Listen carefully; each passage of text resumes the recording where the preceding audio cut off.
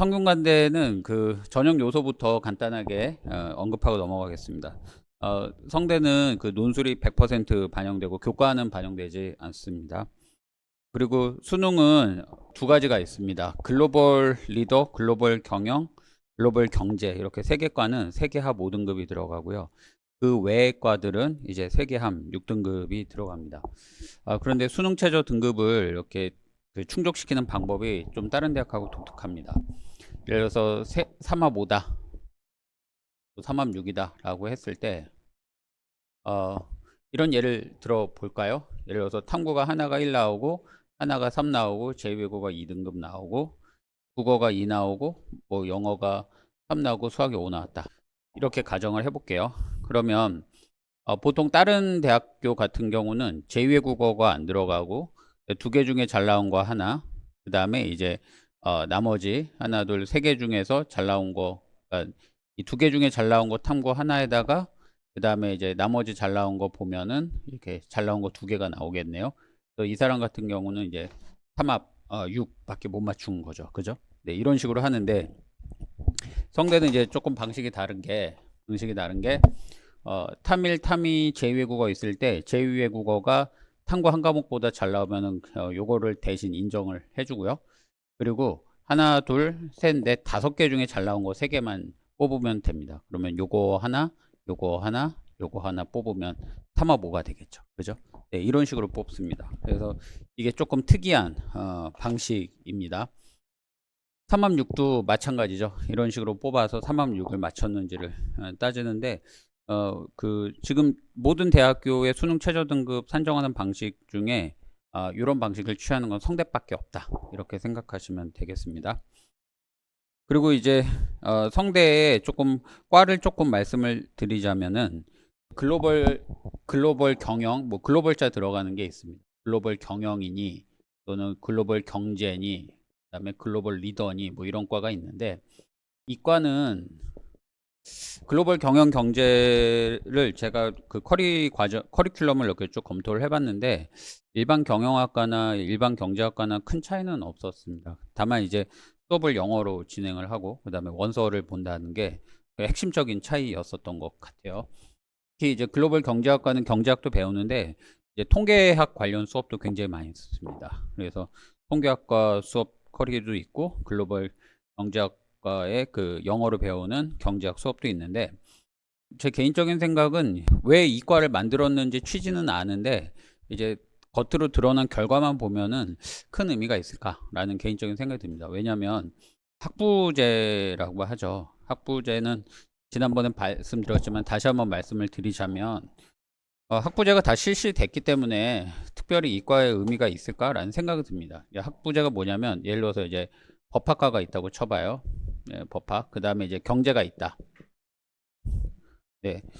제가 학교 다닐 때 그 법학을 전공을 했는데요. 근데 이제 대학교 들어가서 알았어요. 제가 수학 쪽에 그 재능이 조금 있다라는 거를 느꼈어요. 물론 수학을 잘했다라는 게 아니라 고등학교 때는 수학이라는 걸 왜 배우는지도 몰랐고 너무 재미가 없었는데 대학교 들어가서 이렇게 수학을 접했을 때 이게 굉장히 저랑 잘 맞는 거예요. 재미도 있고 흥미도 있었습니다. 그래서 고등학교 때 수학을 못했다 이거는 제가 볼 때는 1도 상관없고요. 그냥 수학 교과서가 엉망진창이어서 그렇다라고 생각하시면 됩니다. 그러니까 다 잘라놔 가지고 이 수학이 도대체 어디를 향해서 가는지 이야기 줄거리를 그냥 다 잘라버리는 바람에 그랬죠. 물론 이제 수학 개념을 이해하기 위해서 여러 가지 개념이 필요하기 때문에 이제 기초를 배우는 과정에서 그랬다는 거 이해는 되는데 하여튼 대학교 가서 보니까 수학은 전혀 다르더라고요. 그래서 이제 경제 수학과 연관된 경제 수업에 제가 흥미를 많이 느꼈거든요. 그래서 보면 여기에 보면 교양 필수라는 게 있고 교양 필수라는 게 있고 그 다음에 전공 필수라는 게 있고 그 다음에 전공 선택이라는 과목이 있어요. 과목도 이렇게 나뉩니다. 제가 나온 학교가 성대인데요. 성대는 교양 필수가 뭐 유학 이런 거 있습니다. 유학 있고 그 다음에 뭐 영어 강독이 있고 뭐 국어 강독이 있고 뭐 이런 거 있습니다. 또 그 당시에 여성과 사회인가 뭐 이런 것도 필수였던 것 같은데요. 뭐 이런 게 있습니다.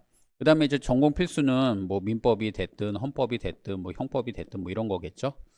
전공 선택에 뭐 국제법도 있었고 그 다음에 민법 연습도 있었고 뭐 이런 것도 쭉 있는데 제가 전공 선택으로 이런 것보다 이제 경제학을 들었던 거죠. 그래서 경제학의 전공 필수인 미시경제학도 듣고 거시경제학도 듣고 노동경제학도 듣고 뭐 이런 식으로 들었던 거죠. 그러면 이제 어떻게 되죠? 네. 이 법학과의 교양 필수, 전공 필수 대 경제학과의 전공 필수가 법학과의 전공 선택으로 되고, 또 법학과의 전공 필수가 경제학과의 전공 선택으로 되고, 그 다음에 요 교양 필수가 이제 경제학과의 교양 필수와 공통되니까 이런 식으로 수업을 들으면 이제 법학과 졸업장과 경제학과 졸업장을 다 취득할 수 있겠죠. 일정한 학점을 취득한다면, 그죠? 이게 이제 학부제예요. 그래서 이게 되려면 내가 어떤 과인지 상관없이 그 과의 수업을 자유자재로 들을 수 있어야 되거든요. 다른 과 학생이 우리 과 와서 수업을 들을 때 그 장벽이 있는 게 의대, 약대, 수의대라든지 뭐 한의대라든지 그다음에 사범대 교직 과목이라든지 그다음에 이제 건축학 이 정도밖에 지금 제한이 없고요. 특히 이제 교직 과목 같은 경우는 저도 법학과였는데 이제 교직 과목이 그 학과에 일정 인원이 들을 수가 있어요. 근데 이제 법학 하는 애들 중에서는 교직 과목을 아무도 안 들었기 때문에 누구든지 원하면 들을 수 있었고, 대신 이제 어문 계열 쪽에서는 이제 교직 과목을 이수하기 위한 경쟁이 굉장히 심하더라고요, 아이들이. 그 교직 과목도 이제는 뭐 들을 수가 있어요. 공부를 잘하면 그 과에서. 그래서 몇 개 과를 제외하고는 다른 과에 가서 수업을 다 들을 수가 있어서 이런 식으로 다양한 그 학위를 딸 수 있는 거, 이게 바로 학부제입니다. 이런 취지를 놓고 본다면 글로벌 경영이나 글로벌 경제나 이런 것이 큰 의미가 있을까? 이런 생각이 들어요. 왜냐하면 뭐 경영학과 수업을 영어로 한다 이거잖아요. 네. 영어로 수업을 하나 그냥 수업을 하나 큰 차이가 있을까는 잘 모르겠어요. 그 다음에 경제 수업도 마찬가지고. 네.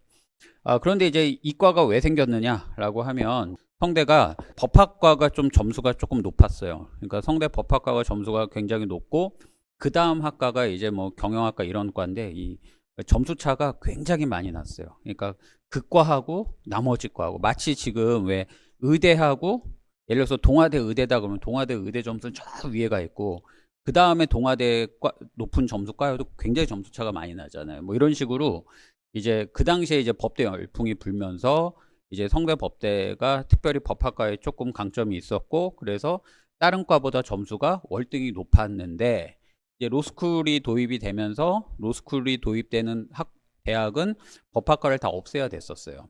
근데 이제 법학과 모집 인원이 저희 때는 130명인가 그랬고 야간이 90명인가 뭐 이렇게 있어가지고 뭐 그 200명 정도가 법학과 자원이었는데 이제 야간 대학이 이제 다 폐지되면서 이제 주간으로 전환이 되고, 그러면서 이제 그 주간으로 전환된 그 인원수를 만큼 우수한 아이들을 뽑고 싶은데 이제 법학이 없어지잖아요. 그래서 이제 이름을 이제 그 좀 멋있게 붙여요. 그래서 이름을 이렇게 멋있게 안 붙이고 자유전공이라고 이름을 붙인 대학들이 좀 있었어요. 이런 대학들은 좀 많이 실패를 했어요. 가장 대표적인 게 고대, 그 다음에 서울대, 고대, 그 다음에 그 다음에 경희대 뭐 이런 데 있는데 잘 모르시죠? 자유전공이 뭐 하시는지, 그죠? 네, 그래서 그런 대학들은 오히려 경영대나 정치외교학과가 훨씬 점수가 높아요. 네, 그런데 이제 성대도 자유전공을 했다가 몇 해 했어요. 그러다가 이제 그 합격점이 별로 안 좋은 거죠. 그래서 성대가 이제 이름을 멋있게 바꿔요. 이런 과 대학들이 몇 개 있어요. 성대가 있고요. 뭐 글로벌 경영 경제 리더, 그 다음에 한양대가 뭐 정책이니, 그 다음에 이화여대가 스크랜튼이니, 그 다음에 중앙대가 공공인재니, 한국외대가 LD나 LT니, 이렇게 영어로 이름을 멋있게 바꾼 대학은 성공을 하고 자유전공이라는 이제 우리나라 말 비슷한 한자어를 쓴 데는 실패를 해요. 그래서 이런 식으로 이제 이름을 붙여서 이제 전통이 내려오고 있다, 이렇게 생각하시면 됩니다. 그래서 실제로 가장 우수한 친구들이 성대를 가려고 하는 친구들 중에 이제 점수에 좀 자신이 있는 친구들이 이런 과를 지금 쓰고 있습니다. 그 중에 이제 글로벌 리더, 이거는 이제 제가 그 처음에 그 논술 전형 개관 수능 최저 등급 설명하면서 로스쿨 특혜학과를 설명드렸을 거예요. 그 과입니다. 여기 글로벌 리더는 그 과입니다. 그래서 여기가 3화 5가 들어간다 라고 생각하시면 됩니다. 그리고 그 외에 과들이 있는데 성대는 간단하게 뽑습니다. 어떻게 간단하게 뽑냐면 경영, 그 다음에 사회과학, 네, 인문과학, 이렇게 그냥 뽑습니다. 이렇게만 뽑아요. 그래서 경영해서 올해 이제 35명, 사회과학 45명, 그다음에 인문과학 해가지고 37명 이렇게 뽑습니다. 큼직큼직하게 뽑죠. 네. 다른 대학은 뭐 사회과학 내에서도 뭐 정치외고 몇 명, 어문계열 몇 명 이렇게 뽑는데 성대는 좀 큼직큼직하게 뽑아가지고 조금 예측이 돼요. 그러니까 워낙에 3명, 뭐 4명 이렇게 뽑으면 변수가 너무나 많아가지고 사실 예측이 안 되는데 성대는 좀 이렇게 인원을 넉넉하게 뽑으니까 그래 너 정도는 가서 될 것 같다라고 하면 얼추 이렇게 가서 붙는 것 같아요. 그래서 성대는 예측 가능성이 조금 있습니다. 그 안에 이제 과를 좀 보면 뭐 경영학과는 어머님들 잘 아시죠? 뭐 경영학과고요.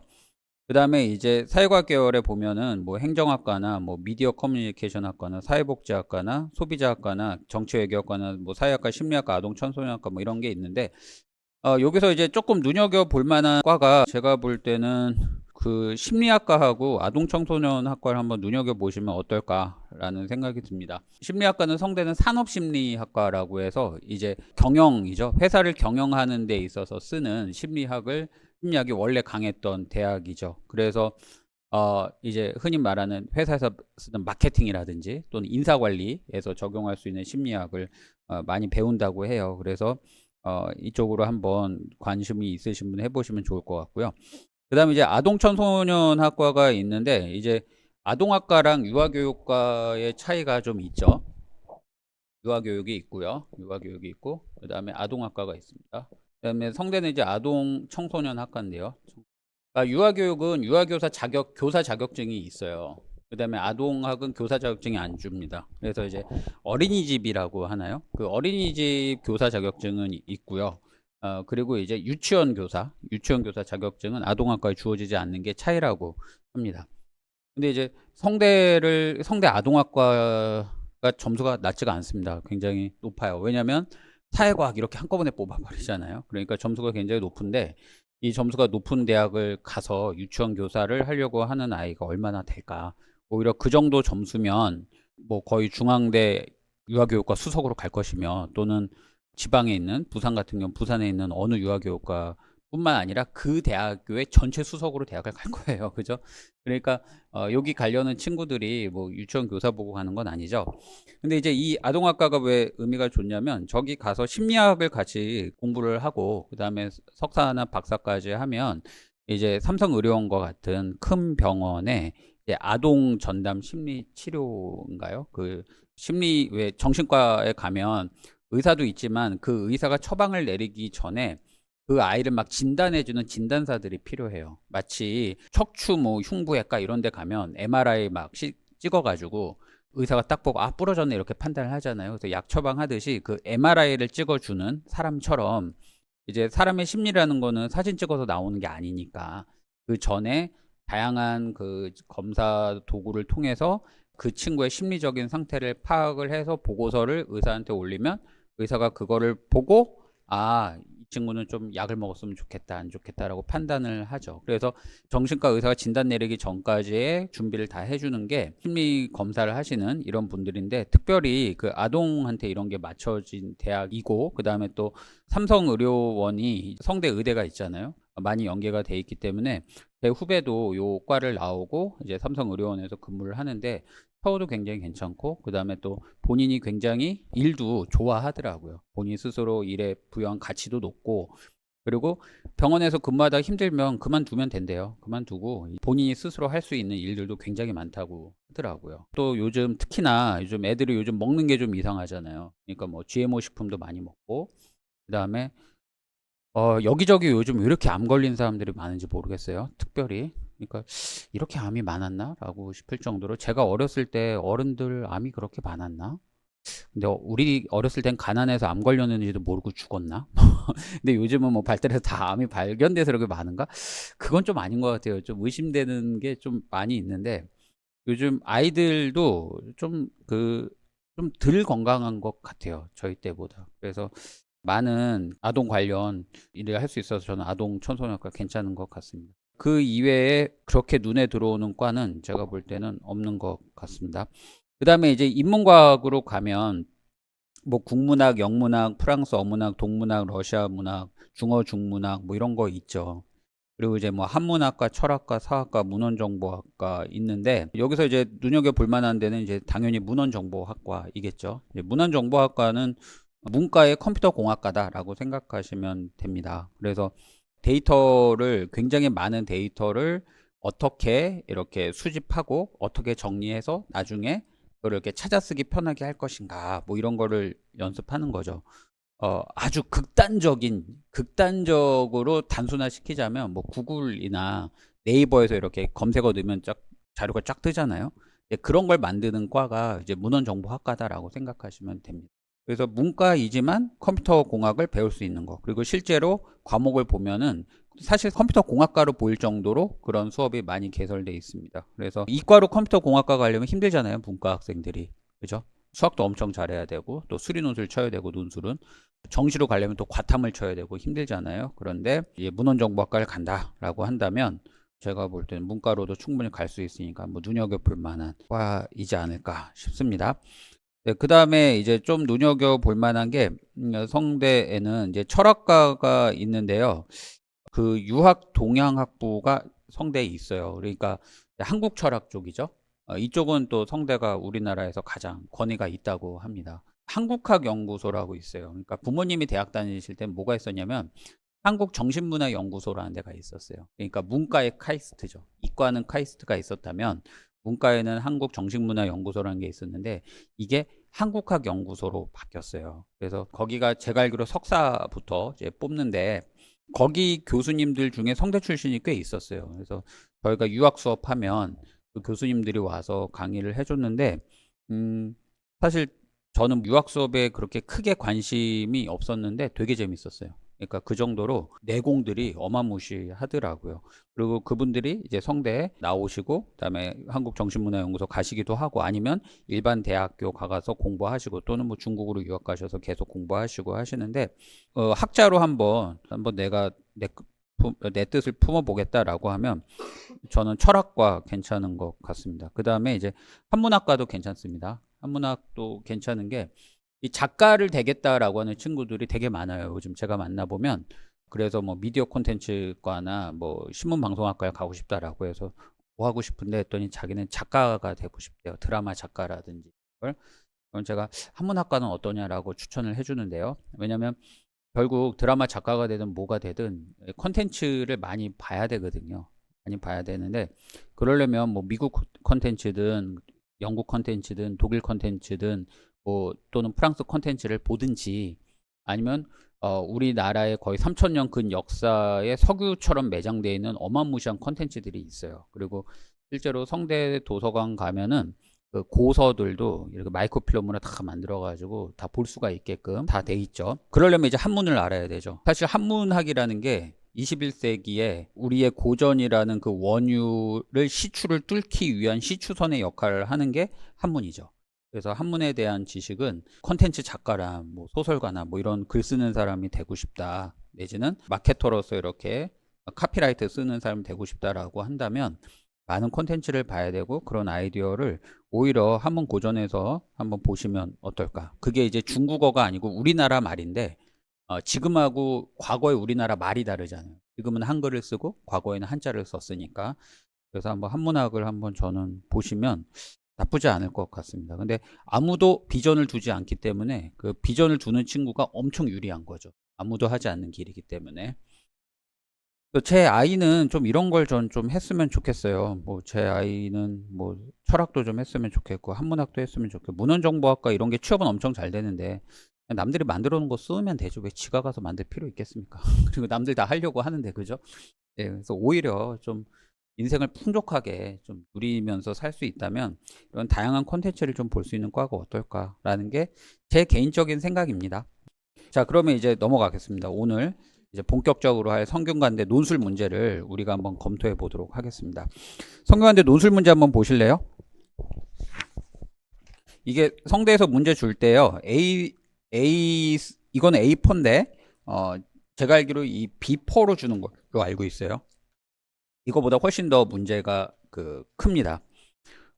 글씨 크기는 보니까 한 11포인트 정도 되는 걸로 주는 것 같고요. 이거는 10포인트니까 이거보다 조금 더 커지겠죠. 그래서 장수는 조금 줄어듭니다. 왜냐면 비포로 커지니까 사이즈가. 자, 문제를 한번 검토해 보실래요? 네, 문제 1번. 제시문 1과 4는 인간사회의 운영 원칙에 관한 견해를 담고 있다. 제시문들을 상반된 두 입장으로 분류하고 가입장을 요약하시오. 제시문이 4개가 나오네요. 제시문 4개를 한번 보실래요? 1번, 2번, 3번, 4번. 그죠? 이렇게 돼 있고. 그 다음에 다시 한번 논제를 보시겠어요? 논제를 보시니까 1과 4는 인간사회의 운영 원칙에 관한 견해래요. 무슨 말인지 모르시겠죠? 인간사회를 운영하는 원칙. 저도 모릅니다. 인간사회를 운영하는 원칙에 관한 견해래요. 네. 그러니까 인간사회를 운영하는데 그 인간사회를 운영할 때 어떤 원칙으로 운영을 하느냐 그것에 관한 글이래요. 네. 그리고 제시문을 상반된 두 입장으로 나눠보래요. 그러면 제시문을 나눠보면은 이게 두 입장으로 나뉘어진다라는 거죠. 그러니까 1하고 4하고 2하고 3 이렇게 편을 먹든 뭐 1, 2, 3, 4 편을 먹든 1, 3, 2, 4 편을 먹든 하여튼 두 가지로 나눠보고 각각의 입장을 한번 요약해봐라. 이런 문제로 배점이 40점이 돼 있네요. 네. 자, 그 다음에 이제 넘어갈게요. 문제 2번을 보면 도표가 나오네요. 자료가 하나가 나오고 자료 2개가 나오고 그 다음에 자료 2-1 나오고 자료 2-2 나오고 자료 3 아이고 도표도 되게 많이 나오네요. 그죠? 네, 도표도 많이 나오고 네, 그 다음에 문제 2를 보면 자료 1의 설문조사 결과를 바탕으로 자료 1의 설문조사 결과를 보니까 어떻게 나오죠? 피해자가 없는 규칙 위반은 문제될 것이 없다. A국은 되게 높고 B국은 낮고 흉악범을 검거하기 위한 경찰의 경미한 규칙 위반은 용인할 수 있다. A국은 되게 높고 B국은 낮고 그 다음에 3번 선이라 할지라도 거짓말을 용납될 수 없다. B국은 높고 A국은 낮고 무슨 일이 있어도 약속은 지켜야 된다. B국은 높고 A국은 낮고 내가 아프더라도 노약자석은 노약자에게 양보해야 된다. A국은 낮고 B국은 높고 그러니까 A국, B국 서로 상반되네요. 아마 읽어보시면은 알겠지만 이제 공리주의, 의무주의입니다. 그래서 A국은 어떤 목적을 위해서 어떤 수단을 이렇게 정당화시키는 그 국가잖아요. 그래서 이거는 이제 공리주의적 입장인 거고요. B국은 옳은 거는 무슨 일이 있어도 해야 되라는 거죠. 그래서 이제 칸트의 의무주의적 입장이 있는 국가네요. 그래서 자료 2는 코로나가 발생을 해서 봉쇄 정책을 했고 응급의료 인력을 이렇게 적재적소에 배치했고 그 다음에 음압병동을 코로나 환자에게 우선적으로 뭐 배분을 했다. 뭐 이런 문제 그 입장이니까 자료 2는 코로나 정책이고 그러고 나서 이제 코로나 신규 발생률을 보니까 A국은 이런 정책을 했잖아요. 했더니 코로나 신규 감염률이 B국하고 같이 급격히 감소하다가 어느 시점이 되니까는 이제 빨리 감소를 했네요. 근데 B국은 더 많이 감소됐고 그 다음에 감소하는 속도도 굉장히 늦었네요. 그 다음에 자료 2-2에 중소기업 폐업률 나오네요. 그래서 A국은 좀 빨리 중소기업 폐업률이 올라갔다가 이제 빨리 또 진정됐고 피크도 낮네요. 폐업된 그 비율도 조금 B국보다 낮고 B국은 굉장히 높게 피크 치고 그 다음에 그 뭐죠? 떨어지는 속도도 A국보다 늦었고 그 다음에 자료 2-3도 A국은 국민소득 증가율이 급격하게 떨어졌다가 빨리 회복이 됐네요. 근데 B국은 더 많이 감소하고 회복하는데도 속도가 늦었네요. 뭐 이런 거죠. 자료 3은 1심 판결 항소율이 A국은 높고 B국은 낮고 난민 인정률이 A국은 낮고 B국은 높고 그 다음에 A국은 인구 10,000명 자살 건수는 높고 B국은 낮고 그 다음에 소수자 차별금지 법안 제정이 A국은 적고 B국은 많고 이런 겁니다. 그래서 문제 1을 한번 볼게요. 자료 1의 설문조사 결과를 바탕으로 자료 2와 자료 3이 각각 문제 1에 제시된 두 입장 중 어느 입장을 지지하는지 설명하시오. 뭐 이렇게 썼네요. 그러니까 문제 1에서 제시된 두 입장이 있고 그 입장이 이 자료 2와 자료 3 중 어떤 걸 지지하느냐라는 거죠. 자료 2, 그 다음에 자료 3 어떤 걸 지지하느냐. 뭐 자료 2를 보면 이거는 이제 공리주의적 입장이죠. 이제 공리주의적 정책을 취한 A 국가는 코로나의 위기 상황에서 훨씬 더 대처 능력이 뛰어났다 이런 거니까 자료 2는 공리주의를 지지하는 것이고 자료 3은 보니까 B국이 긍정적인 이미지잖아요. 여기서 보면 1심 판결 항소율이 높다는 것은 재판에 대한 불만이 높다라는 거잖아요. A국. 근데 이제 B국은 재판에 대한 불만이 적고 1심에서 지나 1심 판결이 2심에서 유지되니까 판결의 유지가 굉장히 높을 것이다. 그러니까 사법제도에 대한 신뢰가 높은 거죠. 그러니까 B국이 조금 더 긍정적인 것이고, 난민 인정률이 높은 거는 이제 어려움에 처한 사람들에 대한 온정주의가 더 높다라는 거니까 B국이 더 긍정적인 것이고, 자살 건수가 적으니까 훨씬 더 생명을 중히 여기는 것이고, 소수자 차별 금지 제정도 이것도 소수자에 대한 그 배려가 있는 거죠. 그러니까 B국이 더 긍정적인 거죠. 그러니까 이거는 옳은 일을 하는 국가를 나타내니까 의무주의랑 연결이 되겠죠. 그죠? 네, 뭐 이런 문제가 이제 나옵니다. 네, 이런 문제가 나오는데, 이 문제를 이제 어떻게 풀 것인가에 대한 문제이죠. 이제 그 얘기를 제가 좀 해보도록 하겠습니다. 자, 제시문 하나만 저랑 한번 같이 한번 읽어 보시겠어요? 네. 제시문 2를 한번 저랑 보시죠. 제시문이. 자, 4차 산업혁명의 비약적인 기술 발전이 인간과 사회에 제공하는 편익은 매우 크다.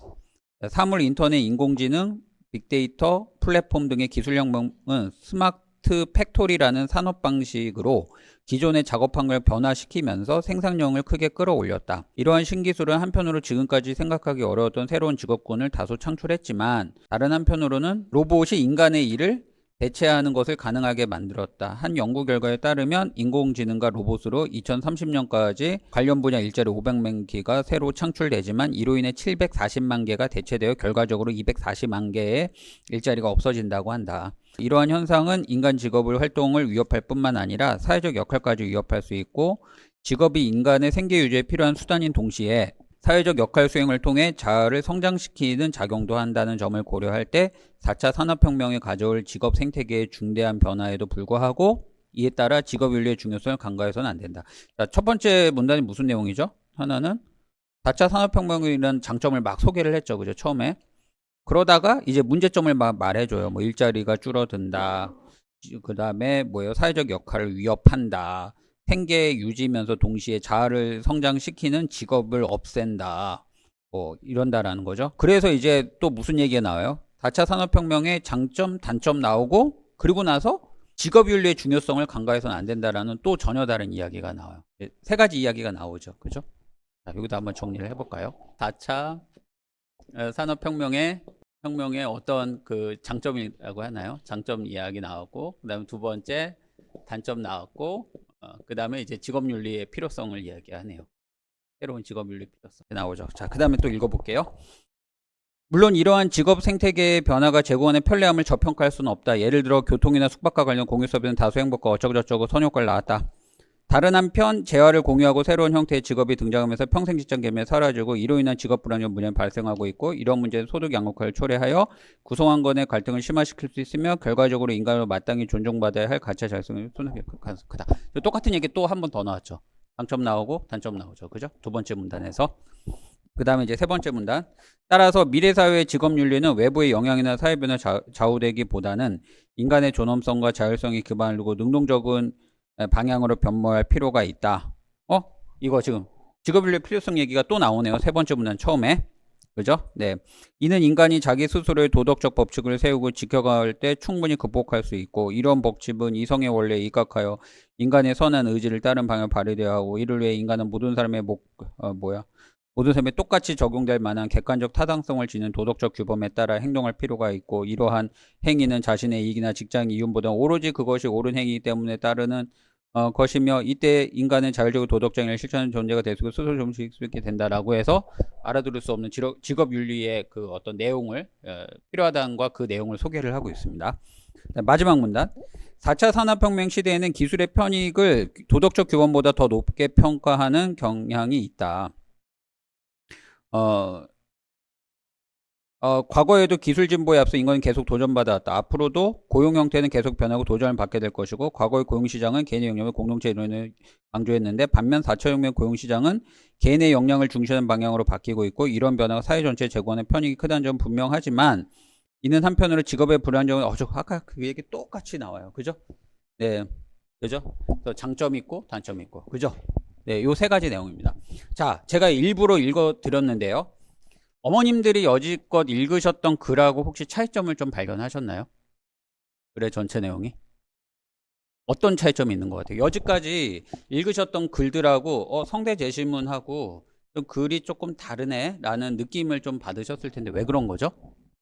제가 답변하려고 안 할 테니까 제 눈빛을 피하지 마십시오. 네. 네, 그냥 저를 봐주세요. 네.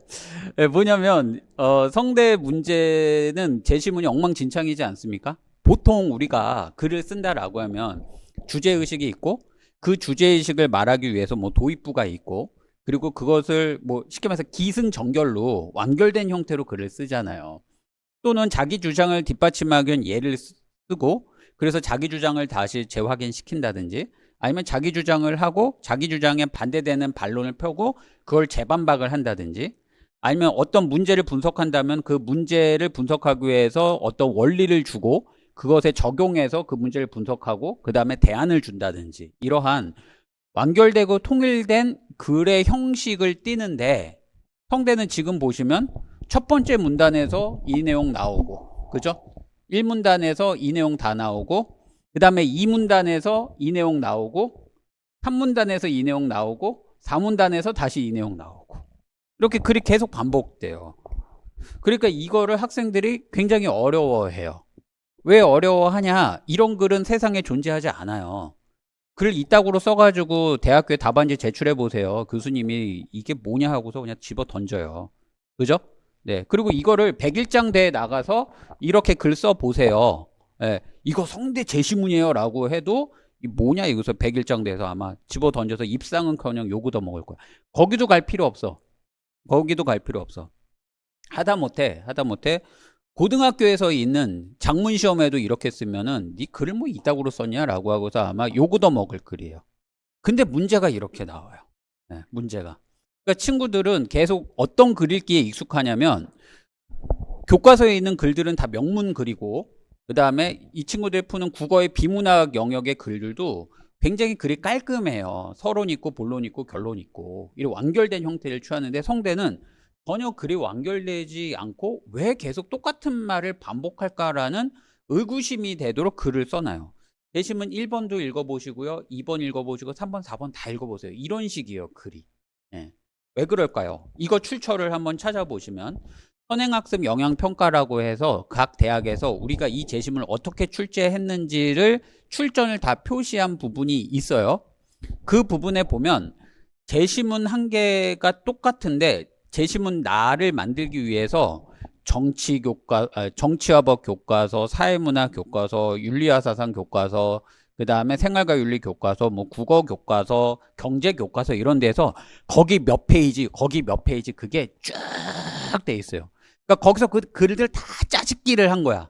다 짜집기를 해서 글을 이렇게 딱 만들어서 이 글을 주니까 애들이 단 한 번도 읽어본 적이 없는 이상한 짬뽕된 글, 아주 형편없는 글을 논술 문제 글로 읽는 거예요.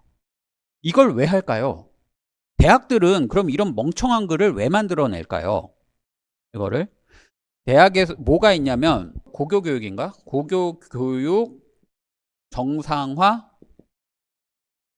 기여 대학 지원 사업인가? 이름도 이상해요. 고교교육 정상화에 기여한 대학들을 지원한 사업이다, 뭐 이런 말도 안 되는 사업이 있는데, 제가 알기로 이게 예산이 600억인가 그래요. 결론부터 말하자면 저 이거 좀 제발 좀 없어졌으면 좋겠어요. 이게 뭐냐면 이 600억을 가지고서 뭐 하냐면은 입학사정관 월급을 줘요.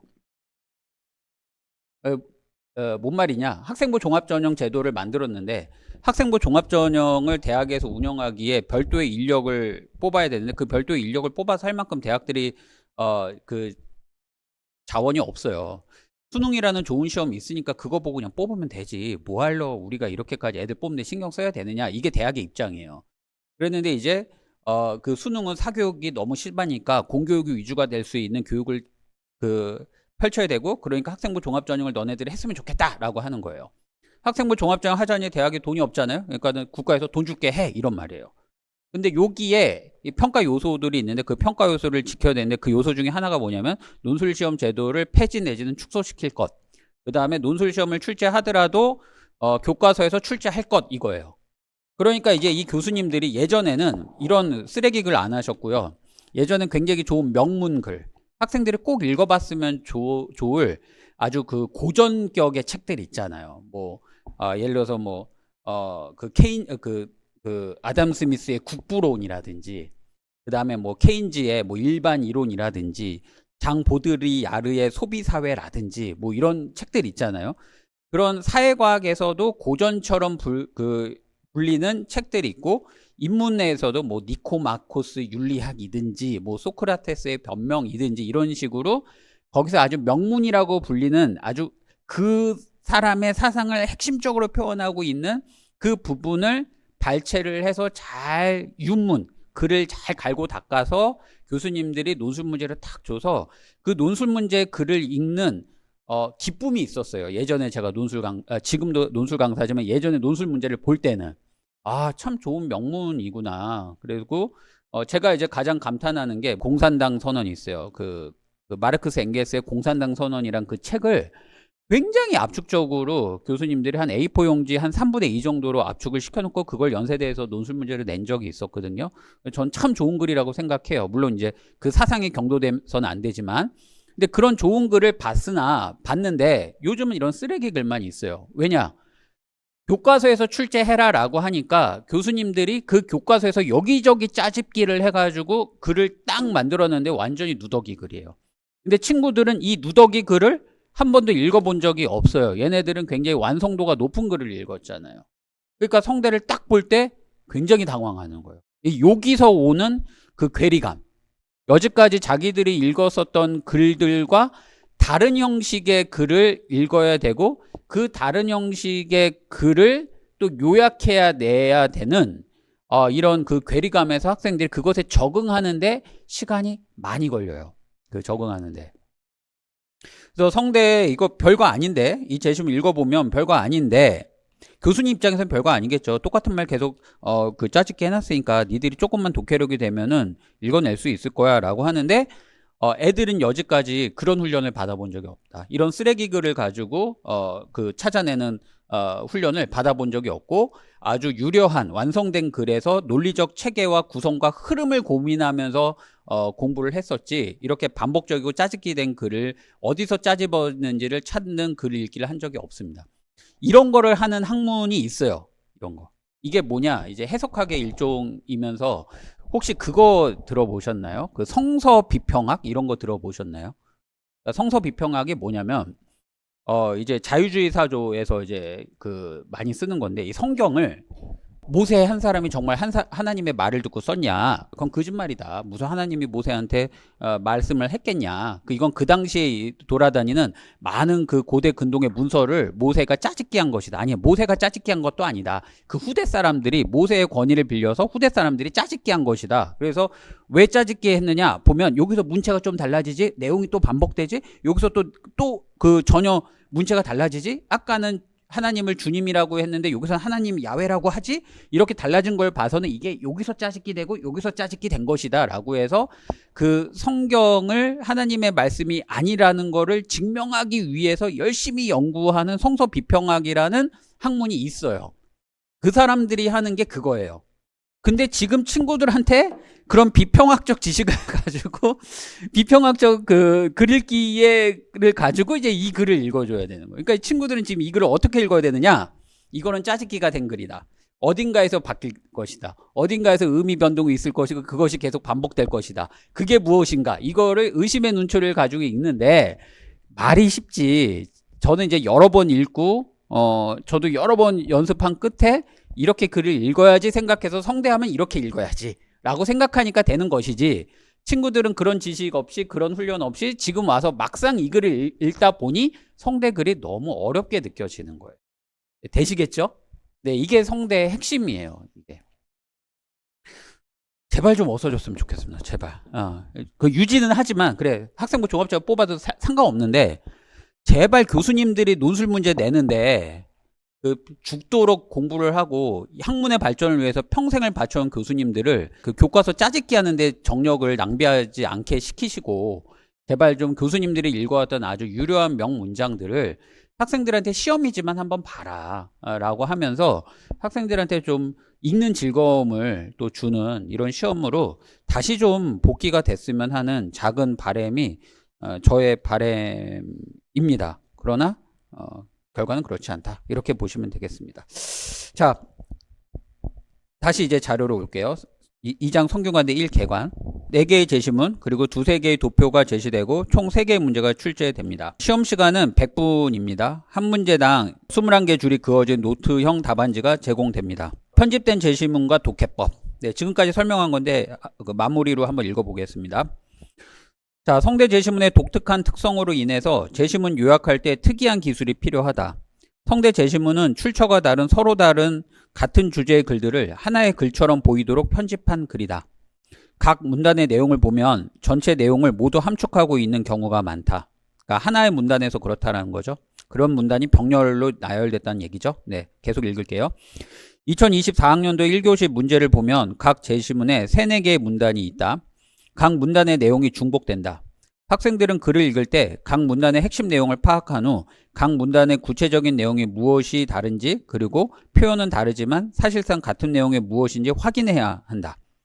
요약할 때 제시문에 드러난 내용을 순서대로 나열하면 안 되고 파악한 내용들의 논리적 선우가 있는지 논리적 선우는 없지만 구성이 자연스러운지 고려해야 한다. 제가 아까 말한 거죠. 학생들은 의심하면서 읽으면서 짜집기 된 게 어디에서 짜집기 됐는지 읽어내야 되고 그거를 이제 다시 재편집해야 된다. 이런 말입니다. 자, 그 다음 두 번째 문단. 성대 제시문은 문단이 구분되는 경우도 있지만 2024학년도에 문단을 구분했는데요. 그 이전 연도에 교수님들이 또 어떤 만행을 저지르셨냐면 문단 구분 자체를 안 해줬어요.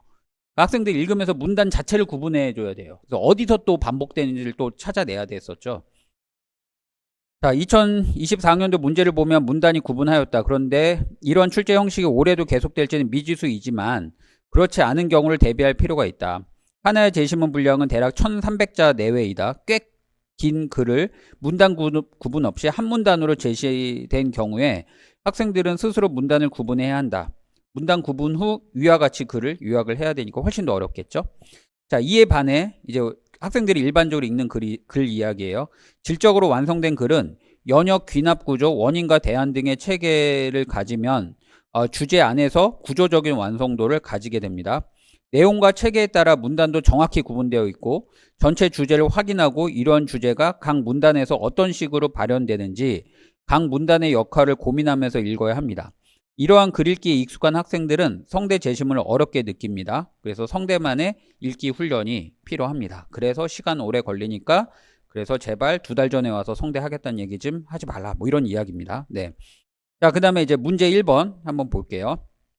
자, 문제 1번은 그러면 이제 어떤 식으로 답안을 작성해야 되는가? 그러면서 성대에서 얼마 정도 훈련이 필요한가를 이제 말하기 위해서 넣어놨습니다. 한번 같이 볼게요. 채점 기준. 자, 채점 기준을 한번 보세요. A등급, B등급 뒤로 넘겨보세요. C등급, D등급, E등급, F등급 있죠? 네. 1번에서 A등급을 받으면 제가 볼 때 거의 80%의 확률로 합격을 합니다. 근데 B등급을 받으면 이제 이거는 운에 맡겨야 돼요. 운에. 이제 복잡다기한 일들이 발생을 합니다. 그래서 학생들은 무조건 A등급을 받아야 됩니다. 그럼 A등급이 뭐냐? 볼게요. 제시문을 올바르게 분류하고 여기서 말하는 분류는 아까 1, 2, 3, 4가 있을 때 같은 편으로 2개씩 묶인다고 했잖아요. 그거를 정확히 구분해야 돼요. 예를 들어서 이게 1, 4, 2, 3으로 묶인다라고 하면 1, 4, 2, 3으로 정확히 분류를 해야 되지. 한 개 분류를 틀리면 뭐로 가냐? 아마 D등급으로 갈 거예요. 무조건 100% 떨어집니다. 100%. C등급부터는 불합격률 100%라고 보시면 됩니다. 그러니까 무조건 떨어집니다.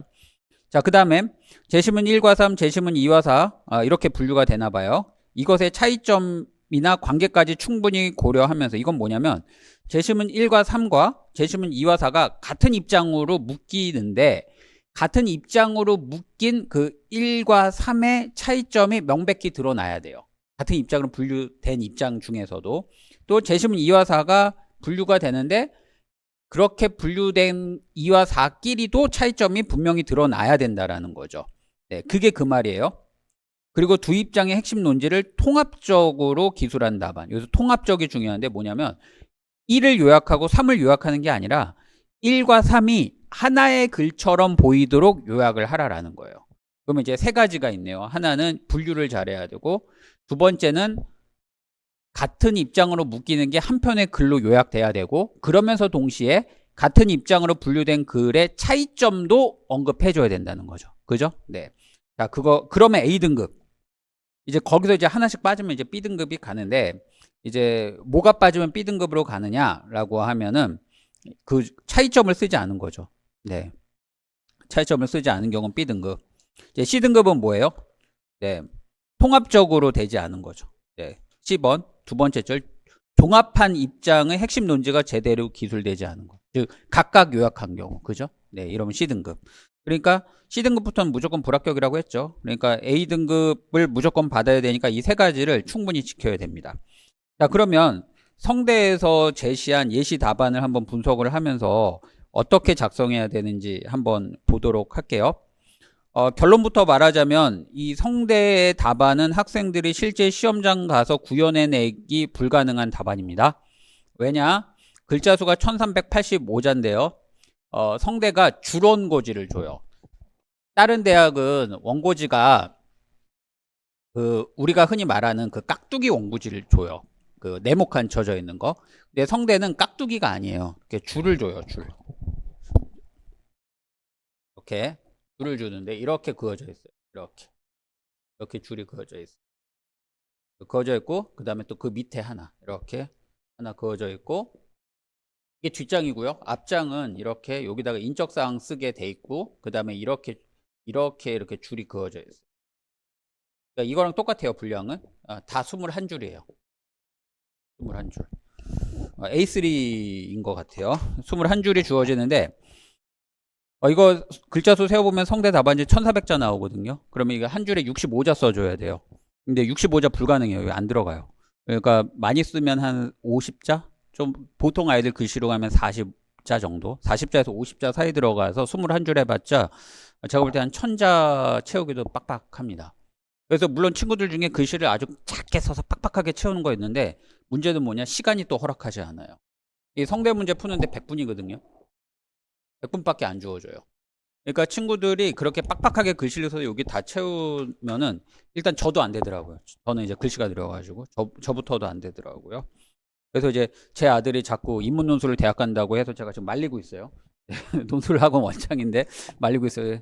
야, 너는 글자 느려서 안 돼. 이러고 좀 말리고 있는데, 이게 스피드도 중요한데 분량도 그렇게 많이 들어가지 않습니다. 그래서 제가 볼 때 그 성대가 이게 교수님이 쓰신 것 같은데, 이 답안은 제가 볼 때 조금 불가능한 답안이지 않을까라는 생각이 듭니다. 그걸 좀 염두하면서 읽으시면 돼요.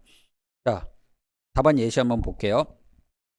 자, 인간사회 운영 원칙으로 제시문 2와 4는 의무주의, 제시문 1과 3은 공리주의로 구분할 수 있다. 이렇게 첫 문단이 들어가야 됩니다. 자, 결론부터 말씀드리고 넘어갈게요. 성대 답안은 스피드하게 써야 되기 때문에 독해 끝난 다음에 글의 구성을 어떻게 해야 되지라는 걸 고민하면 안 돼요. 그냥 기계적으로 써 들어가야 돼요. 기계적으로. 이제 그런 걸 가르치는 게 또 저의 역할이기도 하죠. 첫째 문단에서는 뭘 써줘야 되냐면 논제의 키워드를 써줘야 되고요. 그 다음에 분류 키워드를 써줘야 되고, 그 다음에 분류해 주시면 돼요. 그 다음에 두 번째 문단에서는 같은 입장으로, 예를 들어서 이게 제시문 2 요약을 해줘야 되고요. 이거를 연결을 해줘야 되고요. 그 다음에 제시문 4 요약을 해주고 연결을 해줘야 되고, 그 다음 제시문 2대 4의 차이점을 써줘야 되고요. 그 다음에 세 번째 문단에서 제시문 1을 요약해줘야 되고, 그 다음에 연결해줘야 되고, 그 다음에 제시문 3을 요약해줘야 되고 연결해줘야 되고, 그 다음에 제시문 1대 3의 차이점을 써줘야 됩니다. 아예 그냥 이 구조를 딱 정해놓고 한 10번 연습하면 됩니다. 달달달달달. 그냥 무조건 이렇게 쓴다 라고 달달 연습해야 됩니다. 그럼 하나씩 설명드릴게요. 논제 키워드는 뭐냐라고 하면, 인간사회 운영 원칙이 논제에서 주어진 거잖아요. 그죠? 인간사회 운영 원칙, 이게 논제 키워드고요. 인간사회를 운영하는 원칙이 제시문 2사는 의무주의다라고 했을 때 이 의무주의가 이제 분류 키워드예요. 분류하는 키워드. 그 다음에 2와 4로 분류를 했죠. 그 다음에 1과 3은 공리주의로 구분할 수 있다 했을 때 공리주의가 또 다른 분류 키워드예요. 그래서 이런 식으로 논제 키워드, 인간사회 운영 원칙으로 제시문 2, 4는 분류, 그 다음에 의무주의로 분류 키워드, 제시문 1, 3 분류, 그 다음에 공리주의로 분류 키워드 구분할 수 있다. 이렇게 쓰시면 돼요. 그래서 첫 줄은 그냥 무조건 이대로 쓰시면 돼요. 못못으로 재심은 모와 모는 모, 재심은 모와 모는 모로 분류할 수 있다. 이렇게 그냥 외워버리고 써버리면 돼요. 거기에다가 네. 자, 그 다음에 이제 들어가는 거예요. 자, 읽어볼게요. 의무론. 의무론은 우리가 마땅히 지켜야 할 의무에 따라 행위의 옳고 그름을 판단한다. 의무론은 행위의 결과보다 이와 같은 동기를 중시한다. 이거는 뭐냐면 재심은 2를 요약한 다음에 인간 행위의 원칙의 의무주의라는 요것에 이 재심은 2가 얘처럼 보이도록 연결하는 연결 문장을 주어야 되거든요. 근데 이 글의 구조는 학생들이 조금 구사하기 어려운 글인데 뭐냐면 이 연결만 뽑아가지고 여기다가 별도의 문단으로 지금 구성한 형태예요. 학생들은 잘 이렇게 안 씁니다. 왜냐면 어려워요. 이건 거의 의무주의와 공리주의를 학생들이 완벽하게 알고 있다라는 전제하에서 쓰는데 이런 친구들이 그렇게 많지는 않죠. 그래서 대부분 재심문 2를 요약하고 이 내용을 각각의 재심문과 연결시켜서 이 부분하고 연결을 시키고 있습니다. 네. 근데 어쨌든 이 글은 이제 교수님이 쓰신 것 같으니까 한번 볼게요. 자, 의무로는 우리가 마땅히 지켜야 할 의무에 따라 행위의 옳고 그름을 판단한다. 의무로는 행위의 결과보다 이와 같은 동기를 중시한다라고 해서 이제 의무론이 무엇인지를 이 재심문하고 연결하기 위해서 앞부분에 지금 배치를 했습니다. 그리고 나서 이제 요약이 들어가요. 재심문 2는 4차 혁명에 가져올 이점에도 불구하고 직업의 불안 정서가 소득 양극화, 사회 성원 등 갈등 증가, 인간 소외 등 문제를 심화시킬 수 있다고 한다. 따라서 인간의 존엄과 자율성에 기반한 의무론적 윤리의 필요성을 강조한다. 자신의 이해관계에 상관없이 그 자체가 목적이며 객관적 타당성을 갖춘 직업윤리를 만인에게 보편적으로 적용하고 이를 자율적으로 실천해야 한다고 주장한다. 이게 이제 재심문 2를 요약한 거죠. 네. 재심문 4. 근데 이제 재심문 2가 이렇게 요약이 길면 안 돼요. 이거는 봤을 때 거의 100자에서 120자 내로 요약이 돼줘야 돼요. 굉장히 압축적으로 가야 되겠죠. 그렇지 않으면은 이 원고지 자체 분량이 부족해요. 학생들한테. 굉장히 이거는 현실에서 불가능한 그 요약입니다. 좀 길게 되어 있습니다. 자, 그 다음에 재심문 4. 재심문 4는 국가 권력의 근거가 되는 실정법의 토대가 자연법이라고 설명한다. 실정법은 자연법이 명한 의무를 온전히 담아내고 사람들 사이의 다양한 이해갈등을 조정하고 형벌을 규정해야 한다. 실정법은 단순히 어쩌고저쩌고 해가지고 이 요약이에요. 그 밑줄 끝까지 가면 이게 요약입니다. 자, 그 다음에 요거 볼게요. 2와 4의 차이점. 네.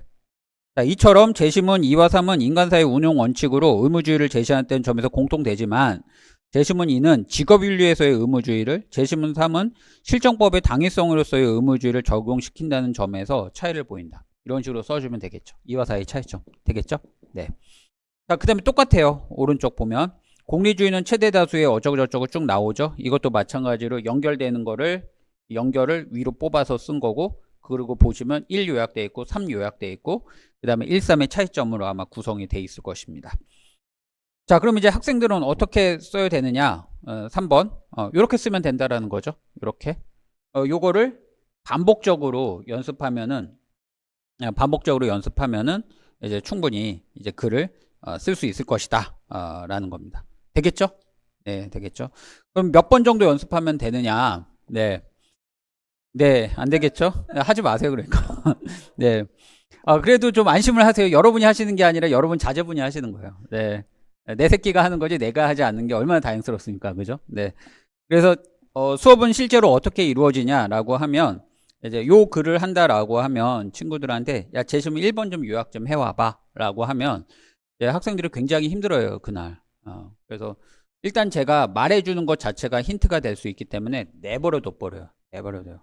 그러면 여기서 그냥 이러고 앉아있어요. 쭈그러가지고 계속 가져와요. 그러면 빠진 정보 있는데 그러면 또 가서 또 하다가 또 빠진 정보 있는데 또 하고 나면 반복된 정보 있는데 막 이렇게 얘기를 해요. 그럼 애들이 거의 한 재시문 하나 가지고 이제 한 2시간 정도 되면은 요약을 해봐요. 그러면 이제 애들한테 그래요.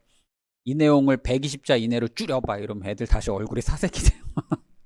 그 애들이 왜요? 이래요. 왜요? 그럼 내가 이제 그 성대 답안지 놔두고서 검토를 해주는 거죠. 여기에 이런 식으로 써야 되거든. 요거 너 봐봐. 요거 한 줄 들어가겠지. 한 줄에서 한 줄 반. 요거 2줄 한 줄. 요거 2줄 한 줄 반. 2줄 한 줄 반. 이거 2줄 한 줄 반. 2줄 한 줄 반. 2줄 하면 이거 어디까지 차겠냐? 그러면 이제 한 두 줄 남고 차요. 여기까지 차. 그러면 이게 요약이 이렇게 돼야지 않겠어? 라고 하면 애들이 이제 증명이 됐으니까 뭐라고 말은 못하고 이제 자기 자리에 탁 가가지고 가서 시험지를 탁 내팽개치고 화장실에 가. 지들 딴에서 이제 화가 난 거지. 네. 근데 이제 저 이해 가요. 이해 가요. 이해 가요. 냅둬 불어, 냅둬 불어. 그럼 이제 화장실 가서 또 한바탕 이제 씩씩거리고 왔겠죠. 그리고 오면 이제 제가 부르죠. 이제 또 해가지고 유학을 해서 오면은 이제 온갖 칭찬을 다 해주죠. 너 천재 아니냐? 막 이렇게 온갖 칭찬을 다 해주면서 힘들어. 근데 이제부터 이걸 연습할 거야라고 하면은 애들이 이제 이미 얼굴의 표정이 그렇죠. 아니 100분 가지고 이걸 해야 되는데 나 오늘 글 하나 가지고 지금 2시간 반 썼다. 그러면 도대체 이걸 언제 하느냐라고 하죠. 애들한테 이게 성대 자체 글의 특징 때문에 그런 거고 이걸 이제 조금씩 줄여나갈 수 있을 거야 라고 하는데요. 자, 아까로 다시 돌아와서 그러면 1번 쓰기를 어떻게 하느냐. 1번 쓰기를 이런 식으로 세 문제를 연속으로 애들한테 해요. 1번 쓰기 할 때 대시문 요약해 하고 그래서 1번 이렇게 쓰는 거야. 써봐. 자, 써졌지? 다시 또, 자, 두 번째 문제 1번 보자. 라고 해서 요약해, 압축시켜. 자, 다 됐네. 써봐. 이런 식으로. 그 다음에 3번 또 해보자. 그리고 이제 네 번째 할 때, 이제 네가 이제 논수도부로 해봐. 라고 해요. 그럼 애들이 해요. 시간 좀 오래 걸려요. 근데 시간이 점점 줄어들어요. 하면 할수록. 네, 이런 식으로 해서 제가 해보니까 한 12회 정도부터 아이들이 이제 잘 쓰더라고요. 시간은 물론 100분 안에 안 들어와요. 근데 이제 그 다음부터는 계속 시간 줄이기 연습이죠. 근데 그 시간은 어떻게 줄어드느냐. 제시문은 빨리 보고 빨리 핵심을 간파해야 시간이 줄어들어요. 예, 쓰는 건 둘째 치고.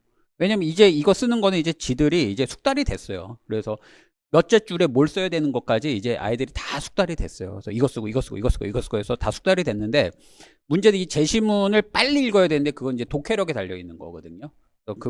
그 속도를 늦춰지는 거는 더 오래 걸린다. 그래서 성대를 제발 2달 앞두고 와서 하겠다. 이따고 소리 좀 안 하셨으면 좋겠고 일찍 오셔가지고 독해력을 키우면 어떻겠느냐라는 겁니다. 되시겠죠? 네, 이제 문제 2번의 채점 포인트 제가 다 써놨고요. 그 다음에 문제 3번의 채점 포인트 다 써놨습니다. 요거 한번 이제 보시면 이렇게 쓰면 되겠구나. 1번처럼 완전히 정형화되어 있구나. 이런 정형화된 형식으로 문제를 계속 쓰는 연습을 하면 되겠구나 라는 것이 이제 아시게 될 겁니다. 자, 여기까지 보시고 그 다음에 이제 8페이지 한번 보실래요? 연도별 주제를 넣어놨는데 주제 강의가 중요하냐 논술에서 논술에서 이제 강의 형식이 두 가지가 있습니다. 어떤 거냐면 이 논술에 나오는 주제를 알면 학생들이 잘 쓸 것이다 라고 해가지고 주제를 알려주자. 논술에 출제되는 주제를 알려주자 라고 하는 주제 강의 수업이 있고요. 그 다음에 이제 이런 거 필요 없다. 그냥 그 아이들 스스로 독해하게 하자. 저는 이주입니다. 굉장히 소수입니다. 우리나라에서 굉장히. 예를 들어서 논술 강사 100명이다 그러면 저 혼자인 것 같아요. 대부분 다 이주입니다. 주제 강의는 또 여러 가지가 있죠. 뭐 빈출되는 주제를 가지고 그것과 관련된 기출 문제를 쭉 풀어주는 강의도 있어요. 뭐 예를 들어서 뭐 공리주의가 나왔다 그러면은 공리주의가 뭔지 설명을 해주고 그리고 그것과 관련된 각 대학교 뭐 성대 문제 뭐 연대 문제 뭐 서강대 문제 또 중앙대 문제 뭐 이런 식으로 나왔던 주제들을 이 주제와 연관된 문제를 쭉 풀어주는 강의인데 저는 이런 거 1도 필요 없다. 왜냐 해봤거든요. 다 해봤어요. 이걸 해보고 애들 다 떨어뜨려 봤어요. 2008년 2009년도에 이렇게 해서 애들 다 떨어뜨리고 그때 논술 강사를 그만둬야 되나 라는 의구심이 들었는데 그때 제 아이가 태어났었어요. 제 아이가 태어났었어요. 먹고는 살아야 될 거 아닙니까? 당장 문제가 제가 문제가 아니라 이 애를 살려야 되잖아요. 네. 아직도 그날 잊을 수 없는데 애가 이렇게 딱 태어나서 저기서 울면서 오는 거예요. 그랬는데 여기 와서 저랑 눈 딱 마주쳤는데 얘가 울음을 그치는 거예요. 저를 딱 보고. 그때 뭔가 외부에서 강력한 힘이 저를 딱 들어오는 느낌을 받았어요. 아버지가 된 거지. 절대 얘를 먹여 살려야 된다라는 막 이 전투 의지가 솟더라고요. 그래서 그만둬야 되나 했는데 요거 하고 그만둬야 되는가 했는데 아주 우연의 일치로 아, 애들이 글을 못 읽는구나. 알아도 틀리는구나. 이거를 이제 제가 깨닫게 돼요. 그래서 그다음부터 수업 방식을 이거 싹 갈아 엎어버려요. 이거 책 만든다고 날밤 새우고 난리였었는데 그때 집에 안 들어가고 그래서 마누라한테 욕도 먹고 이랬는데 이거 싹 다 엎어버리고 그 다음에 요걸로 이제 다시 교재를 이제 만들었죠. 근데 성대는 요거 약간 필요해요. 약간. 자, 그게 뭐냐? 3번. 6번. 연도별 주제 출제 보실래요? 24학년도부터 20학년도까지 출제된 거를 제가 봤는데요. 22학년도부터 출제 형식이 바뀌었거든요. 출제 형식은 바뀌었는데 큰 틀은 뭐 변함이 없지만 어쨌든 21학년도부터 바뀌었는데요. 보실래요? 공리주의가 몇 번 나오죠? 그렇죠. 3번. 네, 매년 나오죠. 그 다음에 개인대 사회도 거의 매년 나오죠. 그죠? 그래서 공리주의, 의무주의, 개인대 사회, 즉 개인, 시장주의 또는 자유주의 대 공동체주의. 그 다음에 뭐 기능론, 갈등론, 뭐 협력 경쟁. 사실 협력 경쟁도 보면 개인주의 대 공동체주의 문제예요. 이성 감정, 뭐 이상 현실, 가능 대 불가능, 보편 특수, 뭐 인간 중심, 생태 중심 이런데 일단 공리주의하고 의무주의, 그 다음에 시장주의 대 공동체주의에 대한 기본적인 지식은 알고 있어야 된다. 라는 것이죠. 그래서 요거는 성대에서 필요합니다. 모든 주제 다 필요 없고 성대에서는 공리주의, 의무주의, 그 다음에 그 자유주의 대 공동체주의 이것에 대한 기본적인 개념은 필요합니다. 이거는 뭐 벤담이라든지 벤담, 그 다음에 이제 이거는 칸트죠. 칸트. 그 다음에 이제 자유주의는 뭐 노직이라든지 롤스라든지 뭐 이런 사람이죠. 그 다음에 공동체주의가 요즘 뭐 그 맥킨타이어라든지 그 다음에 아리스토텔레스라든지 그 다음에 그 뭐죠? 하버드 교수님 마이클 샌델 그죠? 뭐 이런 분들 조금 알 필요 있습니다. 많이 알 필요는 없고요. 그냥 핵심 문구만 좀 알고 있으면 됩니다. 요 정도. 요 정도만 하시면 되고 그래서 친구들한테 요거를 아주 잘 정리해 놓은 책이 뭐냐면 정의란 무엇인가라는 마이클 샌델 교수님의 책이에요. 정의란 무엇인가. 정의란 무엇인가는 아마 집에 한 권씩 다 있을 텐데 아마 끝까지 읽으신 분은 거의 없을 겁니다. 왜냐면 어려워요. 내용이. 저희가 5월 15일 석가탄신일날 오전 10시부터 오후 7시까지 하루 종일 이거 읽을 거예요. 그래서 제가 자 1장에 이런 내용이 써 있어. 이런 식으로 글이 전개되고 이 내용을 이런 식으로 소개하고 있어.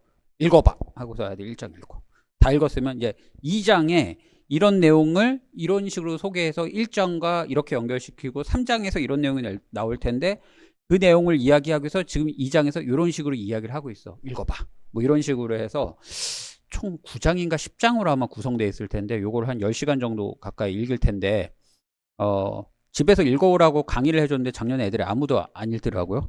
그리고서 시험에 나왔잖아.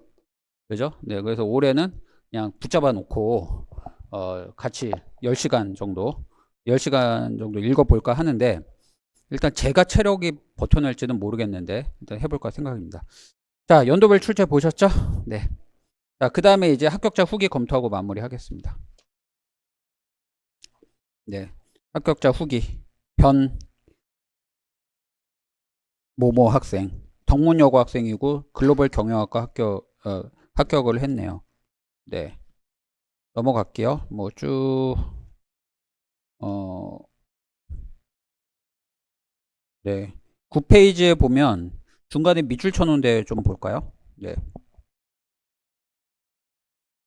자, 논술 수업의 부담은 말도 못하죠. 맞는 키워드 생각해 낼 때까지 무한 반복으로 다시 하라고 시키고 더 생각해 보라고 하고 다시 생각해 보라고 하고 학원 다닐 초기에는 진짜 나는 멍청이인가 나는 감자인가 하는 자괴감에 자꾸 틀렸다고 아니라고만 하는 선생님에 대한 분노까지 느낄 수 있었습니다. 전 진지하게 너무 힘들어서 학원 끊을 생각도 했어요. 뭐 이렇게. 그러니까 이런 식으로 준비를 그러니까 학생들이 가장 어려워하는 거죠. 성대할 때. 왜냐하면 자신들이 읽던 제시문이 아니니까 그 글을 다시 적응하는 데 시간이 걸리고 그 힘겨움을 친구가 이렇게 표현한 거죠. 자, 그 다음에 이제 또 밑줄 친다 한번 볼까요? 네. 논술이 첨삭이 제일 중요하다고 하는데 네오논술하고는 애초부터 정답을 쓰기 위한 생각의 방법을 가르쳐 주는 것 같아요. 그래서 선생님의 도움 없이 오로지 자기 스스로 머리 터지게 고민해야 하는데 이게 처음엔 너무 진짜 힘들고 답답하고 미치겠고 한데 하다 보면 확실히 실력이 느는 것 같아요. 네, 그 다음에 읽어볼게요. 또 8회씩 하는 대학별 수업을 통해서 계속 연결해서 읽을게요. 확실히 어떻게 적어야 하는지 알 수 있어요. 학교마다 나오는 문제 유형이 매년 비슷해서 두세 번만 기출 풀고 나면 감이 잡히고 그 후부터는 그냥 똑같은 거 반복하는 거니까 별로 힘들지 않았어요. 예. 대학별 수업은 많이 들을수록 익숙해져서 할 수 있으면 많이 듣는 게 좋을 것 같습니다. 네, 이렇게. 그리고 계속 읽을게요. 물론 6개 대학 적었는데 그걸 전부 다 듣겠다고 덤비는 건 너무 힘들 수도 있으니 알아서 조절해 가면서 들으면 됩니다. 네. 그리고 이제 혹시 저희 학원 다니는 친구들이니까 계속 읽어볼게요. 이 친구의 감정이 여러분의 감정이랑 똑같을 것 같습니다. 저는 솔직히 선생님이 잘한다고 말해줘도 안 믿는 편이었어요. 내가 너무 징징거리고 힘들다고 못하겠다고 하니까 잘한다고 말해주는 게 아닐까 하는 의심으로 똘똘 뭉친 인간불신 고3이었기 때문에 잘한다고 느끼지를 못했는데, 아니 왜냐면 맨날 틀렸다고 다시 생각하라고 빠꾸만 먹는데 잘한다고 생각하는 애가 이상한 거 아닌가요? 웃기게도 실제로 논술 시험을 치고 나서 이게 붙겠는데 하는 생각이 들었어요. 그러니까 네오논술의 차별화된 수업의 장점이 바로 그거예요. 잘하고 있고 실력이 오르고 있지만 본인은 그걸 잘 몰라요. 그렇지만 착실히 실력은 쌓이고 있어요. 그러니까 끝까지 포기만 하지 않으면 되는 것 같아요. 네, 이 친구 말이 맞는 것 같습니다. 그러니까 학생들의 가장 큰 고민이 내가 지금 늘고 있는 거야? 내가 지금 잘하고 있는 거야? 라는 이 의심이 계속 들죠. 왜냐하면 학생들의 비교 대상은 저잖아요. 저랑 같이 제가 아니라고 말해주면 다시 고민하고 아니라고 말하면 다시 고민해야 되니까 이 친구 말대로 제가 가끔 잘 썼다고 칭찬을 해주거든요. 그럼 애들이 저 인간이 왜 저러지? 뭐 이렇게 보는 거죠. 근데 실제로 잘 해요, 애들이. 그러니까 저는 이제 그 친구의 처음에 엉망인 상태를 봤잖아요. 그리고 나서 지금 보면 분명히 늘었는데 친구들이 그걸 신뢰하지 못하는 경우가 많아요. 그래서 이게 저는 조금 안타깝죠. 안타깝죠. 근데 이제 시험장 가서 애들이 하고 나면은 애들이 다 하는 얘기가 시험을 그러니까 그 쉽지는 않았다. 다 그러나 출제자의 의도가 뭔지는 잘 쓴 것 같다라고 애들이 얘기를 하고 그렇게 얘기하면 대부분 붙습니다. 이놈의 수능 최저가 안 나와서 네 이게 문제예요. 네.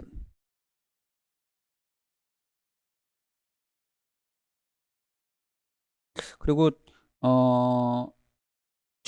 이 친구가 네, 이 친구 9페이지에서 위에서 하나, 둘, 세 번째 문단 한번 보실래요? 하나, 둘, 세 번째 문단. 9페이지에 맨 위에서 하나, 둘, 세 번째 문단. 고3 때 이렇게. 네, 여기 좀 읽어볼게요. 고3 때 논술을 6개월 정도 했어요. 정시를 준비했으니까 수시카드 6장을 버리면 아깝다는 마음으로 논술 학원을 다닌 거였는데 막상 논술 시험을 치고 나니까 뭔가 논술을 붙을 수 있겠는데 하는 생각이 들 정도로 좀 잘 적은 것 같았어요. 그런데 최저를 맞춘 줄 알았는데 국어 컷이 올라가서 못 맞춰서 아쉬움이 컸어요. 진짜 이거 최저만 맞추면 붙었겠다는 생각이 계속 들어서 정시로 대학을 걸어놓고 반수를 하게 되었어요. 그러니까 이 친구 최저 6개 다 떨어져 가지고요. 부산대 정시로 걸어놓고 반수한 거죠. 자, 사실 수능은 평소 실력에 비해 좀 많이 못 쳤어도 다시 치면 무조건 최저는 맞출 자신이 있었어요. 네. 그리고 논술 수업료 비싸서 독자학원 다니면서 논술은 그냥 혼자 공부하려고 했는데 원장님이 감사하게도 논술 수업을 무료로 해주겠다고 하셔서 경제적 부담 없이 논술 준비를 제대로 할 수 있었어요. 이거 뭐냐면 저희 학원에 이제 40회 이상 수강한 학생은 그 다음 해 무료로 해줘요. 예, 그러니까 올해 40회를 했다. 근데 떨어졌다. 뭐 최저를 못 맞췄던 논술을 떨어졌다면 다음에 하겠다라고 하면은 그냥 해줍니다. 그냥 해주는데 부모님들 너무 좋으시죠. 예, 근데 학생들은 열심히 안 해요. 왜냐면 돈 들어가는 게 아니기 때문에 속상해 미치겠어요. 지금 졸업생들 하는데 어찌나 뺀질대는지. 그래서 제가 그랬거든요. 야, 너네 2번 이상 빠지면 나랑은 끝이야. 인간관계 끝이야. 막 이렇게 협박을 하는데 빠지진 않아. 그래도 이것들이 늦게 오네. 그리고 또 일찍 와서 화장실 가버리고, 그래서 어찌나 뺀질거리는지 속이 상합니다. 네. 자, 그 다음에 이제 김모모 학생. 이 친구는 검정고시 학생이었어요.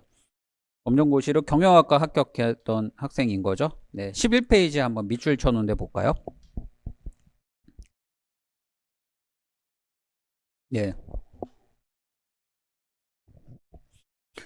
11페이지의 두 번째 문단 밑줄 친데 보시면, 제가 성대 논술에 대한 감과 실력을 빨리 높이고 싶어서 선생님이 수업 마치고 주셨던 정리본, 최영화 선생님이셨는데 이분은요. 최영화 선생님은 수업을 마치시면 꼭 예시답안이랑 그 대학에서 꼭 체크해야 될 체크본을 주시나 봐요. 이거를 3번 다시 써보고 어느 부분을 놓쳤고 어떤 부분의 논리가 부족했던 것인지 늘 체크해 봤습니다. 때로는 선생님께서 작성하신 문장을 외워서라도 선생님의 답안과 비슷해지기 위해 노력했습니다. 스스로 재완결을 해보는 것이 가장 중요하다고 생각합니다. 저는 이 친구의 가장 훌륭한 면이 이거라고 생각합니다. 그냥 수업 시간에 와서 수업에서 완결을 짓고 가는데 집에 가면 그거 까먹거든요. 그러니까 그 답안의 내용을 까먹는 건 상관이 없는데 그 답안을 작성하기까지의 생각의 과정이 어떻는지를 다시 한번 답안을 작성하면서 이렇게 리마인드 시키는 건데 학생들은 그 작업을 안 해요. 작업을 안 하고 그냥 내가 써본 건데 뭘 또 써봐? 이렇게 생각을 하더라고요. 근데 다시 써본 거를 다시 쓰는 게 전 효과가 있다고 저도 생각을 해요. 이 친구처럼. 왜냐하면 그 과정 속에서 그 과정이 다시 머릿속에 반복이 되는 거죠. 네. 그래서 이 친구가 그걸 참 잘한 것 같아요.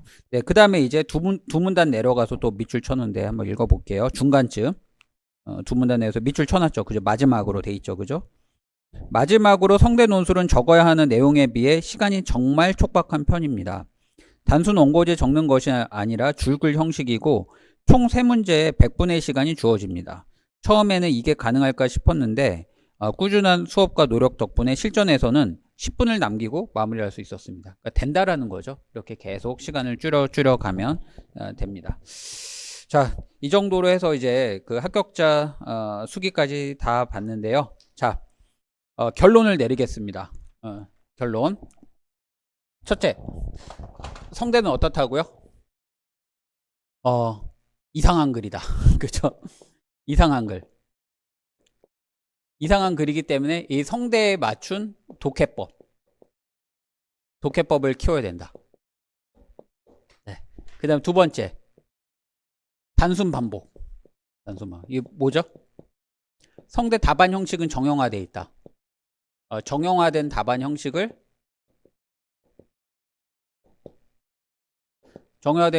단순 반복해야 된다. 그죠? 세 번째. 그 다음에 성대에 자주 출제되는 공리주의, 의무주의 이런 거 있죠? 그 주제, 간단한 주제를 알고 있어야 된다. 네. 그 다음에 네 번째. 네. 제발 일찍 해라. 네. 아까 성대 체조 맞추는 방식 알려드렸죠? 그렇게 성대 체조가 세진 않겠죠. 그죠? 제가 볼 때 그 3합 6이 아니라 제가 볼 때는 한 2합 한 5 내지는 뭐 2합 4 이 정도밖에 안 되는 것 같아요. 실질 최저는 성대가 굉장히 완화돼 있죠. 그래서 일찍 하시면 얼마든지 성대 갈 수 있습니다. 이렇게 생각하시면 되겠습니다. 네, 이걸로 성대를 마무리하고요. 그리고 성대 다음에 하면 좋은 대학이 인하대입니다. 인하대의 핵심 뭐냐면 성대 문제랑 똑같다. 왜 똑같냐라는 걸 제가 증명을 해드릴게요. 그러니까 문제를 겉으로 보면 성대랑 굉장히 달라 보이는데 그 내면을 파고 들어가면 성대 문제랑 똑같아서 성대 준비한 친구라면 인하대 준비의 시간을 굉장히 많이 아낄 수가 있어요. 그래서 제가 성대 이어서 인하대를 할 텐데요. 다음 주에 인하대 한다고 안 오시면 안 돼요. 네, 오시고 제가 인하대를 아주 간단하게 끝내고 그 다음에 서강대를 할 거예요. 그러면 또 구미가 당기시죠? 네, 그러니까 인하대 한다고 안 오시지 마시고 네, 다음 주에 서강대도 하도록 하겠습니다. 자, 이 정도 하고요. 혹시 질문 있으시면 제가 질문 받아드리도록 하겠습니다. 네, 가셔도 됩니다. 네, 가셔도 되고 질문 있으신 분은 하셔도 됩니다.